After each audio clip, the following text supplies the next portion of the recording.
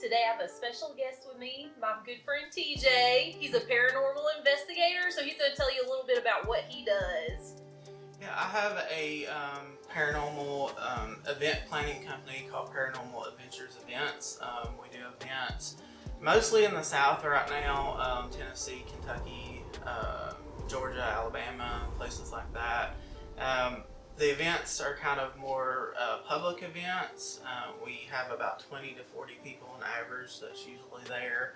A lot of times we'll have, like, they call them paranormal celebrities, which, like, with the Tennessee Rag Chasers, like Amy Bruni from Kindred Spirits, or any number of people that is, like, on the Travel Channel, can pop up at my events at any time. So. Awesome! Cool! And we kind of try to find places that people don't normally or are not normally able to get into by themselves, where it's very, very expensive for them to get into by themselves. So when you bring a big group of people like that, it makes it more affordable for people to come to the events and, like, get autographs and all that from the paranormal celebrities. Nice. Yeah. So not only are you a ghost hunter, but you have a wonderful banana pudding recipe you want to share with me today. I do. Okay, alright, so let's get into it. So what's your first step?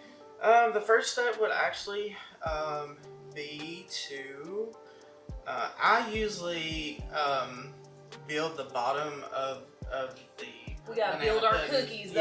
Yeah, we gotta build the cookies up first. And it's gotta be Nilla wafers, baby. It can't be the off-brand the cookies. off-brand, they're not, for one thing, they don't look as pretty, and for another thing, they are very, like, you get a lot of pieces and stuff. They're not, the quality is not as good. Yeah, no, we're not doing that. No, sir. Okay, so we can layer. Is that enough cookies on the bottom? Yeah, that is. Okay, now, so that's layer number one. So we're gonna go in with the Jello, and I think it's 2 cups. Yeah, because it said 6 in total, so it's got to be 2 each, right? Yeah. Okay, I'll open these for you.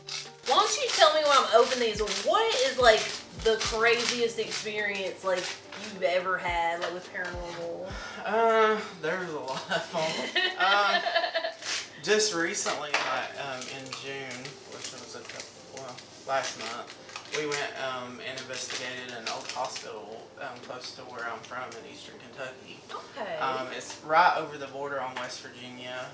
It's like the Kentucky-West Virginia line. Mm-hmm. And the old hospital hasn't been open that long to investigations and things. Just the new owners had bought it. It's called Old Hospital on College Hill in Williamson, West Virginia. Okay. Yeah.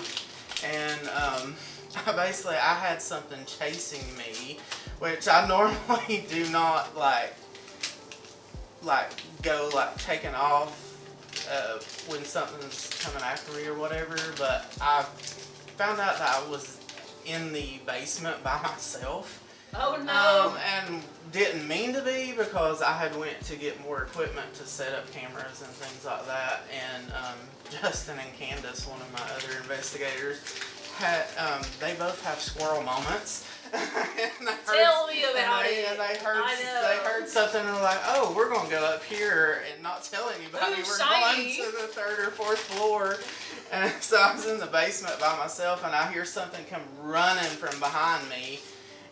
after I'd realized I was by myself, and I was like, oh no, you're not getting me. So like, Not today. Yeah, there were like 20 steps. I hit 2 steps on each rung, and I was at the first floor, and I was cussing the whole breath too. I was like, I bet you got your butt ate out. We saw you. Like, where are you? Leave me alone.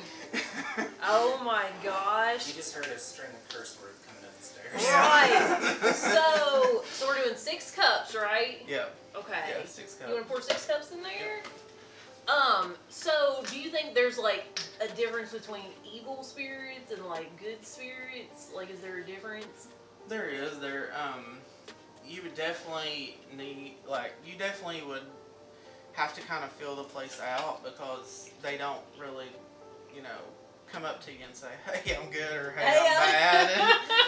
And, hey, I'm a good guy. And a lot of times, we go off of the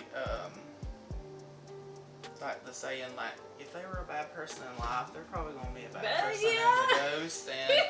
And we really haven't run into, like, say anything that's like demonic or anything like that that I would know of, but we have run into like spirits and things that like to kind of like mess with you and play jokes on you, or is that kind of like a poltergeist or something? Like, is that somewhat, what it's called? Yeah, somewhat. And every situation is really different. Like, you can't go into one place thinking it's going to be like the other place. Did you fill that all the way up to the top? Because that's 8. No, I feel that. Oh, okay, I gotcha. Your mom was telling me like about you being at like some like underground railroad place or something In Franklin, Kentucky. in Franklin, Kentucky. So what happened there? It's called the Hotel Metropolitan, and No, it was. not that one. Oh. Octagon. Oh, Octagon. Oh, okay. Well, there was a couple places in Kentucky, but Yeah. the one I think she was talking about was Octagon Hall. That they actually had places that the runaway slaves could like hide and stuff until they moved on to the next place.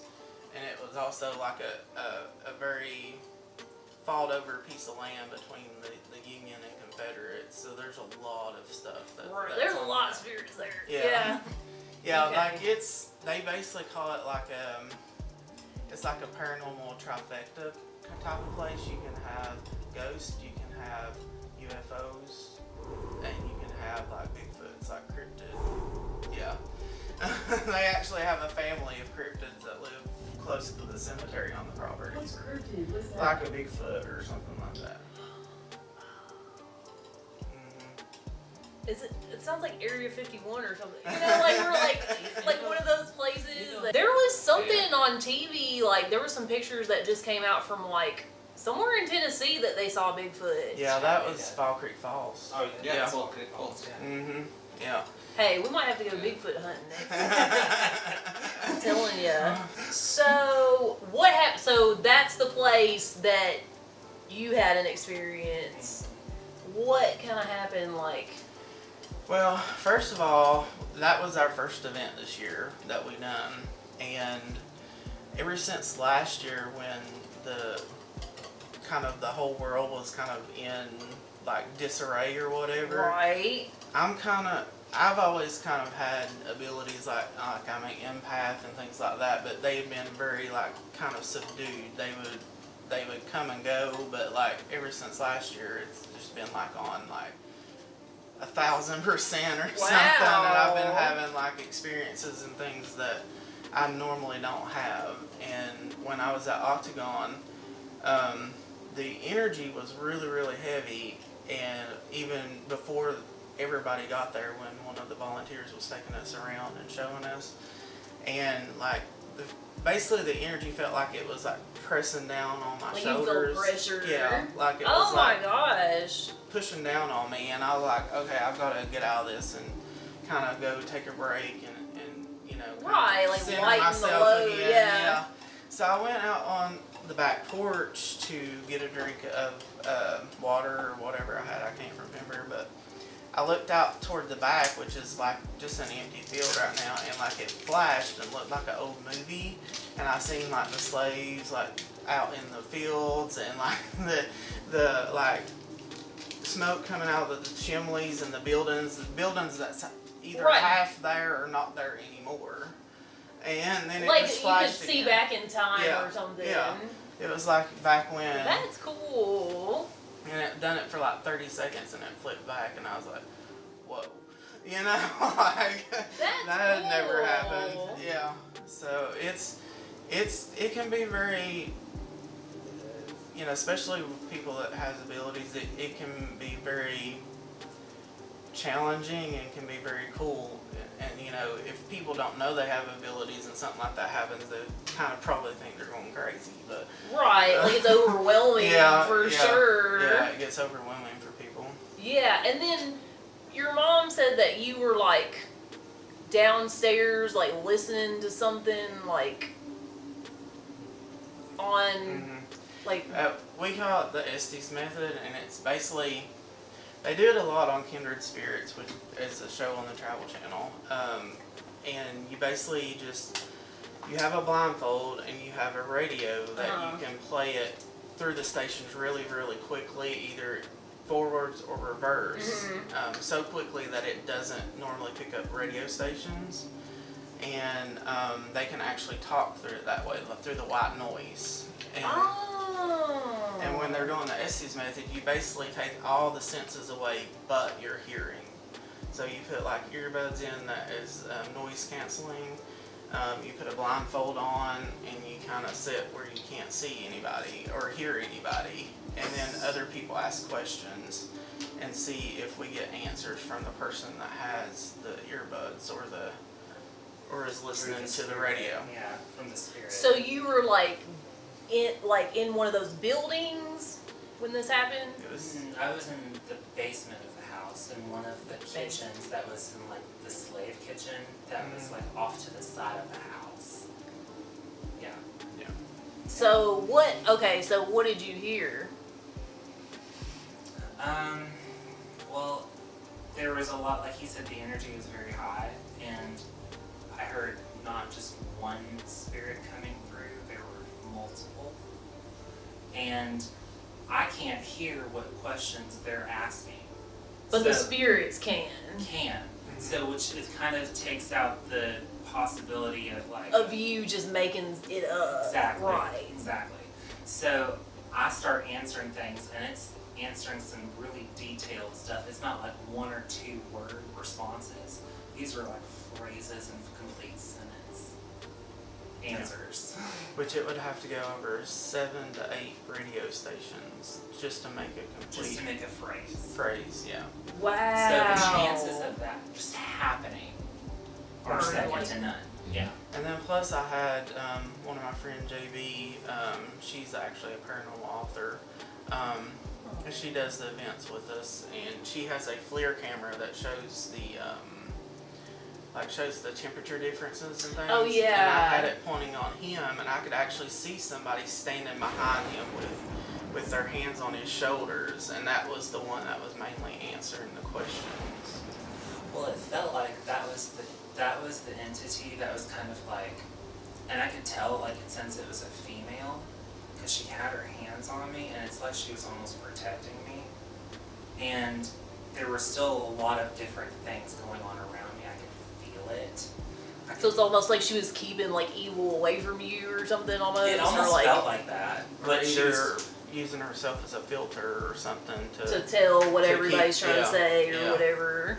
Like, what did they say? Like, well, one of the crazy things that was asked is JB, his friend, she's half African American, half white.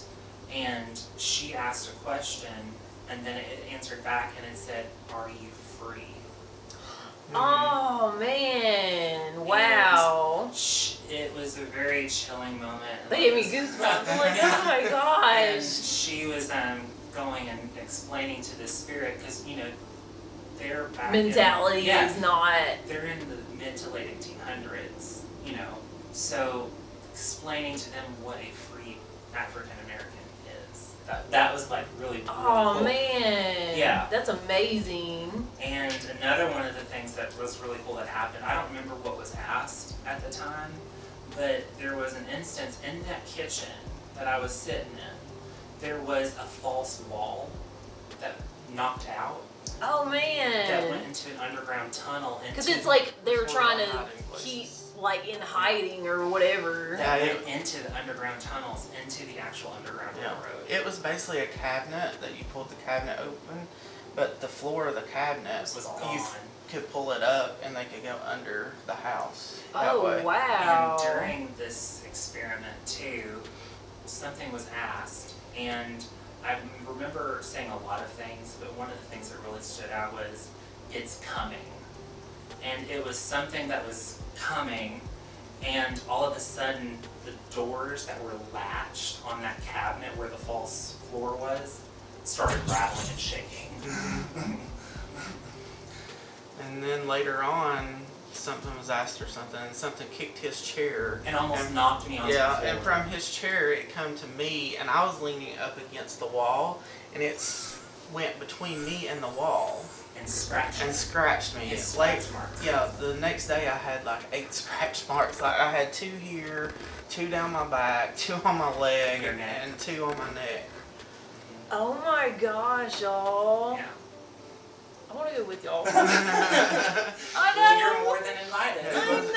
it was really intense that night. That I've been there several times before that and gotten some good evidence, but it had never been that intense all at Yeah. one time.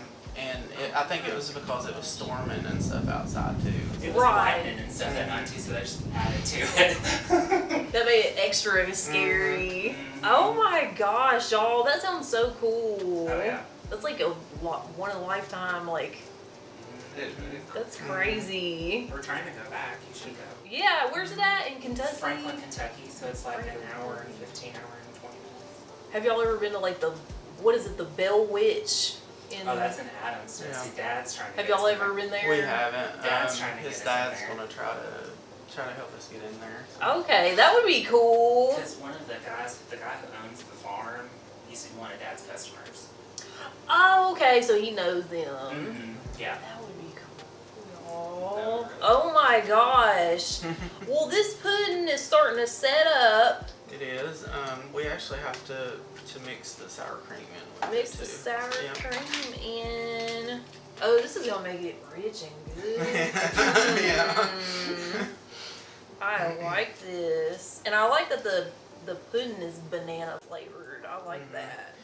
Some people will use vanilla, and I've tried it with vanilla, but I like the banana flavoring better because what's a banana banana pudding without a pudding. banana? Come Tasting on. like a banana. Yeah, it's the whole point. Come on. Yeah, look at all that. Okay. Do you want to start cutting nanners? So, yep, I will. You start cutting nanners, and I'm going to mix this in.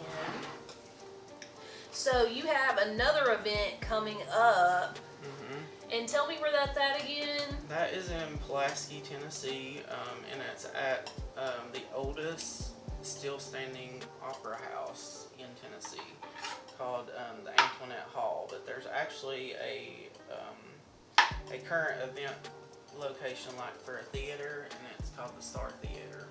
Okay. Yeah. Have And you ever been there before, or is that one a new one? I have been there before. I actually we have a TV series getting ready to come out too. It's called Truth or Legends in Your Hometown. Really? And we actually filmed at the Antoinette Hall for that. It's gonna be on series. TV. Right now you can get it. There's a streaming service called Paraflix, which is all paranormal, Wow. like television check that out. or series. And right now, the first episode of the first season, which we're actually on, is on Paraflix. Nice. You don't have a YouTube channel, do you? No, not currently. You should do one. Yeah, I'm trying to get a series up and running called Cemetery Talk, where I actually do like a talk show from a cemetery inside a cemetery, like talking to paranormal investigators. That is cool. But from experience from the first like taping of it, like the cops came, but they ended up like just telling us stories about what happened to them. Oh, nice. So you talked your way out of that one. Yeah, they're like, oh yeah. They're like, no wonder you're all doing it out here. That is cool. And that was at it's called the Dead Children's Playground, and it's around Huntsville, Alabama. Why do they call it that?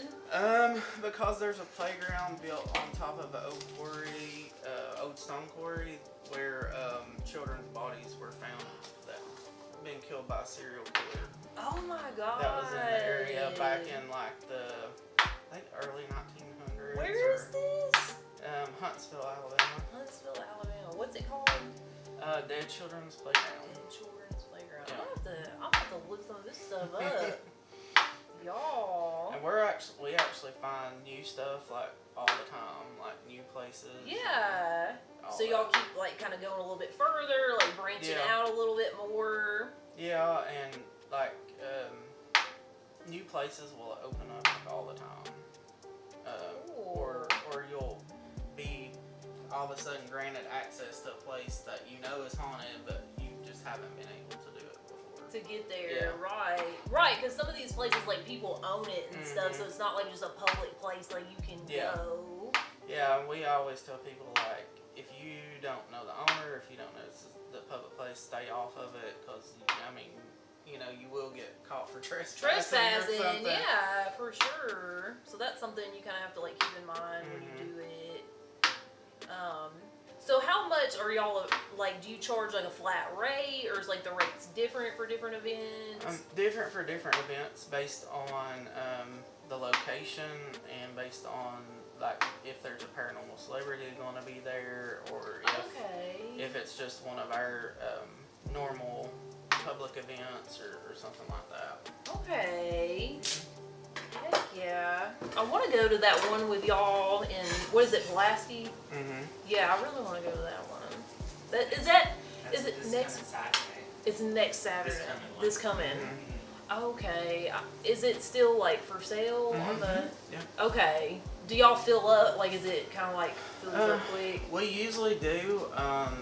This one still has a few tickets left. So. Okay. I really want to go. It sounds so cool. Yeah, and I'm also adding not only like in person, but I'm gonna add, starting with this event coming up, a virtual aspect to it. Oh, so that nice. way, if I'm investigating somewhere or one of the paranormal celebrities is investigating somewhere, I can send them a link to their phone, and you So can like actually see. It live. Yeah, you can actually see what the investigator is seeing and things at the time. Cool. Heck yeah. So, do you have a Facebook for Paranormal I do. Adventures? It's just Paranormal Adventures Event Management, or you can just put in facebook.com/paranormal events and it will come up. Nice. Check them out, guys. This is so cool. And that's normally the place, like if there's an event or something, that's normally the first place that I'll put it is on Facebook. Nice. Okay. So, yeah, all my followers, if y'all want to see some paranormal activity, this is the guy. Heck yeah. So, what do? We lay our bananas. Yeah, we layer the bananas on next. I've got this pudding looking pretty smooth. And I always put a good layer of bananas on there. Yeah, come on, don't skimp on them bananas. I mean, even if you have to cut up more bananas, like. Right, come on, bananas are cheap. And this was a really like affordable recipe. Like it was simple. I love a cold banana pudding. Like I don't really care for hot banana pudding that much. I like it cold. So this is right up my alley. Is this like one of your mom's recipes or something? It's one of my grandma's recipes, but it was more fancy with her. She does like she did the homemade like meringue and stuff on top of it. I can't do that. so you can do a homemade meringue on top of yours. Yeah. Okay. So I just I simplified it for me, so that way, yeah. We go Cool Whip, baby. Yeah. So I just simplified it so that way it's a lot faster. Sometimes simple is the best, you know? It doesn't always have to be complicated to be good. Now, I think my mom and some of my other family members can make the homemade meringue. I haven't seen it made in several years. But... Yeah, that's old school, like a meringue. Uh-huh. Yeah. Okay, so I'm gonna let you. Okay. Do you want to use a spoon or you want to just pour it out the bowl? I usually use the spoon so that way I can kind of Okay. gauge how much that I have left. Because Are we gonna do another cookie? You have to usually do another. I usually do like a couple of layers and then the top layer. One layer of cookies? I don't think so. Heck no. And this doing it with a spoon also lets you get it over top of like all the bananas and the wafers too. Yeah. Yeah, over that pudding. I'm doing this right, huh? Yeah. Okay. Yeah, and then leave about 4 or 5 cookies. So we're gonna use it for the topping. Oh, we're gonna crush some up on top, ain't we? Yep.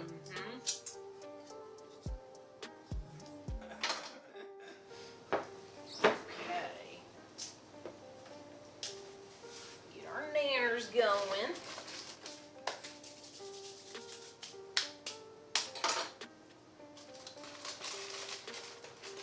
So are you hoping to maybe be on like TV one day? Like is that your goal?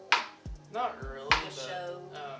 A lot of times if you've been in it for a few years, that kind of comes Just goes with it. Yeah. Some people, that's their intention is to just go out there and do what they can to get a show and things. But when I first started, we were just basically doing it out of curiosity for ourselves. Because I had known I've had abilities probably since I was about 4 or 5. When I seen my dad's brother had been passed away for several years in my bedroom. And, oh wow!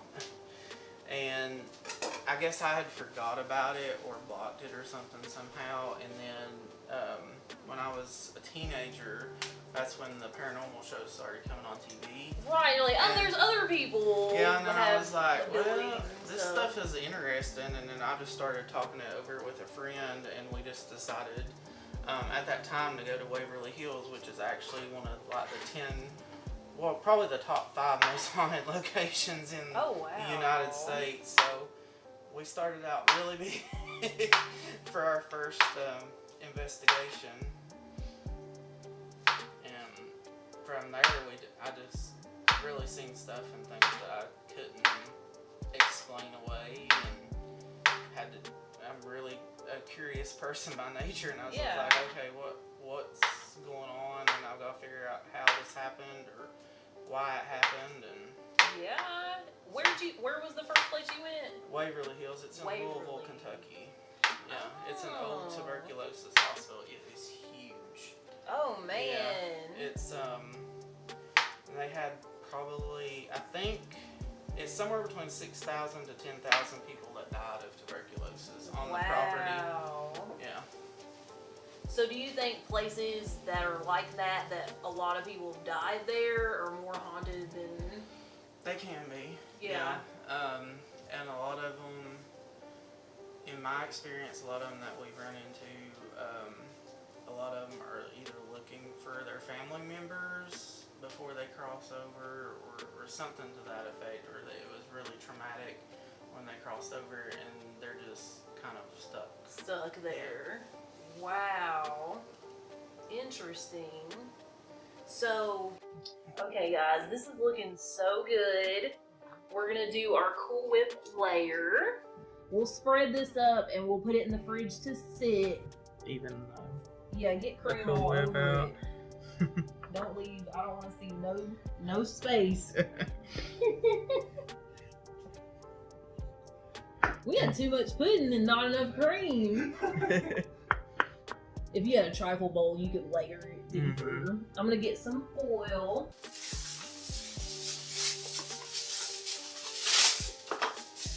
Cover up. So basically, you just Like, how long is the best time to leave this seat on? Usually a couple of hours, so that way it sets up really good. And if you don't let it set up that long, you won't be able to cut into it. It's gonna be runny. Yeah. I gotcha. Well, we'll put this baby in the fridge for a little bit and we'll chat some more. And then we'll have it.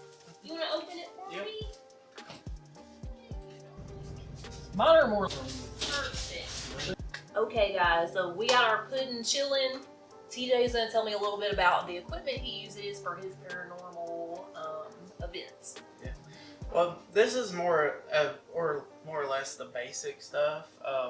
This is like just a regular digital recorder. Okay. This is kind of a more expensive one because it does a few more like options. But you can just go to Walmart and buy a digital recorder for $20, and that's really all you need to do a paranormal investigation is a digital recorder. And I always tell people, whether you have abilities or not, if you are paying attention to how the atmosphere or the environment feels around your body, you can detect changes.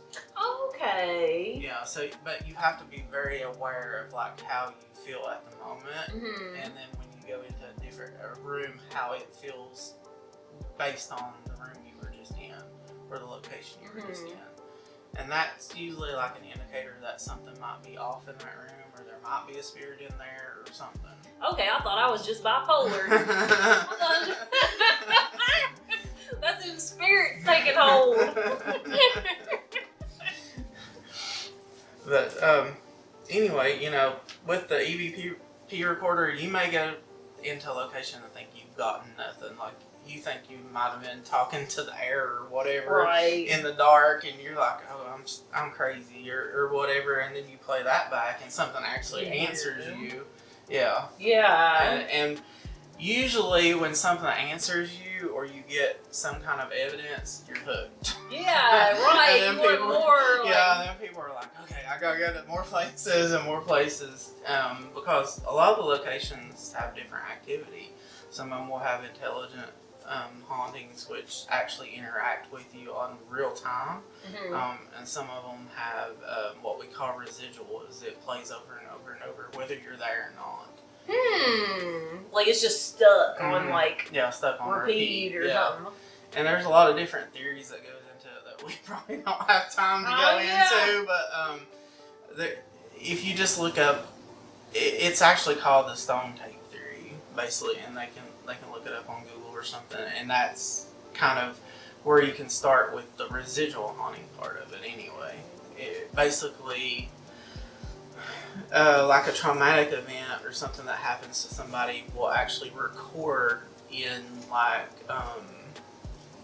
the walls of a place, or like limestone's a good conductor, or it will record some way, and it just keeps repeating over and over.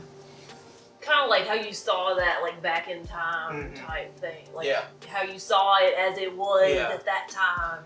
Yeah, and that was a residual because something wasn't directly interacting with me. It was just, or something was showing me what it wanted me to see. Yeah. Basically. And then what's this little guy? This is a K2 meter, and it actually records different like energy spikes and things. And the best indicator of it is just like put a cell phone next to it, and it will like flash. It will go all the way up. But we always tell people when you're doing an investigation, put your phone on airplane mode, because you might think that you have the K2 away from your phone, but if you get it close, not paying attention or whatever, and it spikes, you think it's like false evidence, basically. Right. And then this is the most basic of all. You can get them probably like 99 cents on eBay. That is a cat toy, actually. And what does your cat toy do? We can actually, and a lot of times, like the child spirits, we use these that they'll answer, but they actually have to either tap it or roll it to make it actually light up. And that we can have it answer yes and no questions. Right. Or if, a lot of times we'll just have them sitting there on, and if something comes in that we didn't know was coming from that direction, it'll swipe past the cat ball and you'll know that something's there. Wow. Oh my gosh. So what advice would you give to someone that like wants to like do paranormal investigation but they never have before? If you want to do a public event, go with a reputable team, a reputable company, one that just isn't in it just to throw as many people in there as they can get in there and, you know, run you through like cattle and all that. We actually try to teach people either the basics of how to investigate, and we do have some events that are just for beginners. They're called Paranormal 101 events, that we break down everything like to like the most basic stuff. And then there's some other ones where we have some beginners there and some experience, so you kind of got to mix the two together. So we'll show some more advanced techniques and stuff that maybe people can't really do on their own or don't do all the time. Mm-hmm. Like the Estes method that we were talking about earlier. Okay. You kind of got to have a little bit of knowledge of how to do it and how to do it correctly. So you would suggest like going with people that already have done it before first, before just trying on your own? Yeah, people that have already done it before, or to one of the Paranormal 101 events. I know a lot of the locations like Octagon Hall. There's Ashmore Estates in Illinois. There is Old South Pittsburgh down towards Chattanooga.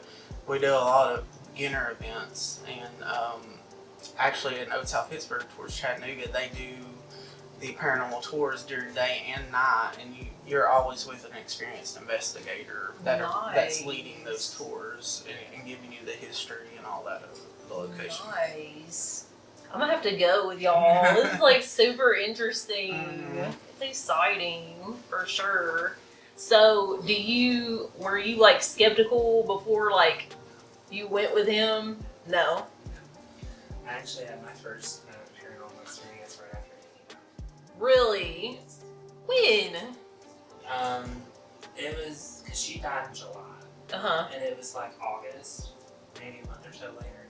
And you remember Mom always telling us, and your mom, when they were ever talking on the phone about her, like the phone would click. Yeah.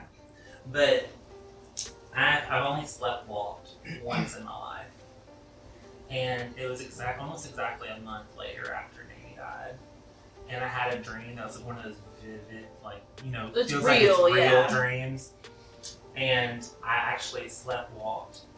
I was carrying that white knit blanket that Mamie had on her when she passed away, and I walked outside of the house, locked myself out of the house, and walked all the way down to Dad's shop, and was walking toward her, and in the dream she was leading me towards the garage. So, What was she trying to show you? I don't know. But you remember that picture that's on Mom's refrigerator that like Big Daddy caught that huge catfish? Mm-hmm. I think it was like that memory. Like she was walking me down there to show me that catfish that Big Daddy caught. Aww. It was really vivid. And then like I woke up and I'm standing outside in my PJs holding her blanket. Yeah.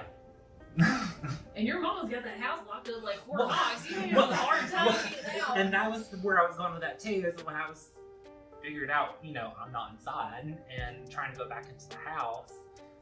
I go to knock on the door and realize I locked myself out, and Dad, you're coming out. I'm afraid he's gonna shoot me. So that was my first big one. Okay. Yeah. Aww. And actually, the first time that I went to his parents' house, I seen the silhouette of your old nanny, because she was checking me out of the back bedroom, the one that's all the way at the end of the hallway. She would have loved you. She Southern did. boy, I know. He explained what she looked like, and he didn't even see a picture of her. He said, "Who's the lady in the loud yellow pants and the floral shirt?" So Because I didn't tell him when we were in there, and when we were in the car coming back, he said, "So what did you feel in there?" And I said, "Well, who's the lady in the back bedroom?" And he explained her. Yeah. He described her to me. Oh my gosh. Well, I always get like weird vibes, like when I see their house and stuff, like I feel like, you know, like. Well, you and I probably more than any of the others were the closest to him. Yeah. And we were there a lot. Yeah. I was Well, y'all more. were for sure. I was a lot, but you were too, especially more than Chris, Matt, Ryan, and Matthew. Maybe we should go up there and go in their house. That would be cool. That would be cool. That would be cool. It's kind of scary right now. Yeah, that's kind of scary, but I think it would be cool. Yeah, but see, he called Hip one of his grandma's nanny, and I called one of my grandma's nanny. And a weird thing about my nanny is, which I haven't in a while, because I think there's been a few passings away in my family and stuff on that side. But like if we're going to a paranormal location that might be a little bit dangerous or whatever, I will smell cooking out of nowhere. Like it would be in the middle of the interstate and smell cooking. And it happens to one of my aunts too. And my friends have smelled it. And because me and one of my friends a couple years ago went to do a cleansing of a house, which is where we basically get the spirits out or calm them down enough to where they won't bother the people that are living there. Wow. And as soon as we pulled in the driveway, she's like, she's like, "You have coffee?" And I'm like, she's like, "I know you don't have coffee. You don't drink coffee." And she's like, "It smells like somebody's roasting coffee." And we were in the car, and I said, "Oh, that's my nanny. That she does that." Just to let me know that she's with me and that she ain't gonna let anything to happen to me. So I haven't smelled the coffee, but I smelled the bacon before. yeah, it's not it will be like coffee or like breakfast is what I Wow. describe it as. That gives me chills. But then how do you unsee it? Right. Like once you see it, Right, like once once you experience it, how do you? Stop carry it? on, like Yeah. right, like that Can't must be stop it hard to anymore. like kind of have those abilities and then Yeah. like carry on like normal, you know, like and you know, with my normal job, I've gotten to where I block it because I can feel a lot of other people's emotions and stuff. So especially working out in the public, I have to kind of like check out a little bit, like just focus on the work and not focus on what I'm feeling like bombard me from every right, you know. exactly. So So you can kind of pick up on people's Yeah. like emotions and things Mhm. like that, or something they've got going on. Well, do you think our pudding's been in there long enough? I think so. Okay, let's get the pudding out. Oh yeah. So here's our finished banana pudding. We're gonna crush up some vanilla wafers Yeah. on top. Now we gotta make it look pretty. So wherever you're taking it, people are like, "Oh, how long did you?" Not that long. Right, like we put so much effort into this, didn't we? Mhm. Yes. And you get fancy, make designs, whatever. Yeah. You can add extra bananas on top of it, just whatever you want to do to it. And this is why my channel is called Abby's Effortless Home Cooking, because I like effortless recipes. Let's dive in here. Yeah, she feels pretty set. The first piece is never wants to cooperate that good. Oh, that's not bad. Look there. Let's get all of that. We like big portions, don't we? That one's for TJ. We gonna taste this nanner pudding first. Oh yeah, look, she's sexy. Okay guys, let's dive in here and get us a little bite of our nanner pudding.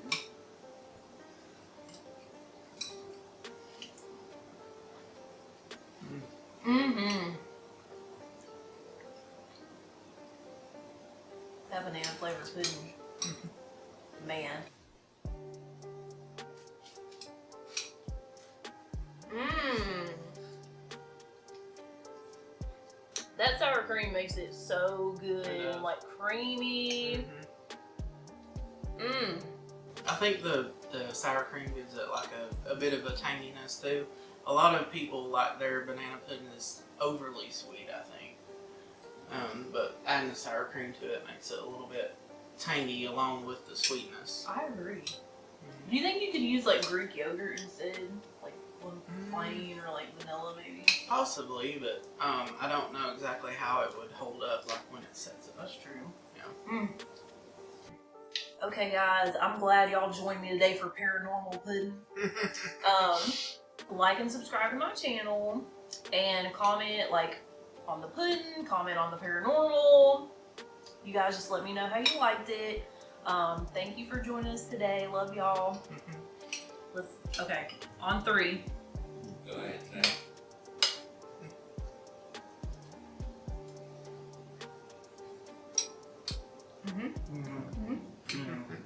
Gold star.